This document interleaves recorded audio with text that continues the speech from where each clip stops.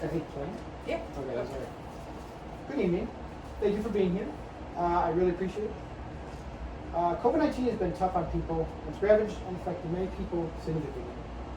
Last year has been depressing and exhausting.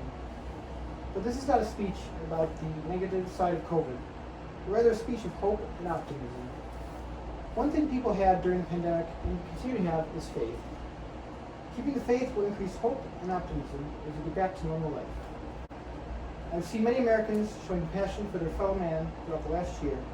And something simple as wearing masks and staying 6 feet apart from each other to big gestures such as donating blood or plasma, many people have looked out for and cared for each other.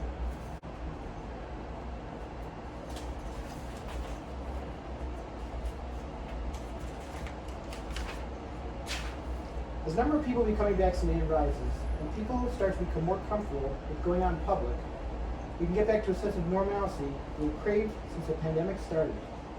So let's look to the future and get excited again about people, places, and events. Live events are being scheduled and attended. Virtual events are decreasing. We are seeing our friends and neighbors we haven't seen in a while. That universal human connection is slowly returning. Travel is opening back up again. We are starting to get back to vacations and seeing distant family members.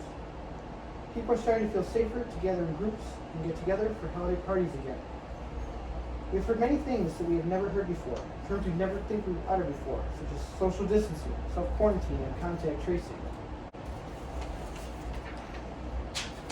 The pandemic has shown that life is short, so make every moment count and live life to the fullest.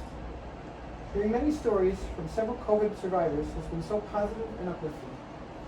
From the nurse practitioner who was a COVID survivor to the woman who beat COVID and donated plasma, they, and many more, have proven that once again, during the worst of times, you can rise from the fall and persevere. Another woman sang songs while she was in the hospital and prayed. That carried her through, and now her optimism on life is through the roof. These people have proven that anything is possible with faith, hope, and optimism. Another person did something we should all do. While he was suffering through COVID every morning, he would close his eyes for 5 minutes and think about all the things he's grateful for. That is a good way of thinking about all those people who we care about and care about us. It also gives us a good sense of what we should truly be thankful for and not take life for granted. The Dalai Lama has said that although prayers are good for the soul and humanity, the real way we are going to fight this virus is through compassion. So with that being said, I want to challenge everyone to reach out to someone who you may not have seen for a while, or haven't talked to, or even a stranger. At least one person a day, for any length of time. Just go up to them, say something as simple as, "Hi, how are you? How's your day going?" That simple communication can bring people back together again, where you can increase the human connection that we once had before the pandemic started. Not only will that increase the connection between people, but it will more than likely brighten someone's day, increase their mood, and make them happier.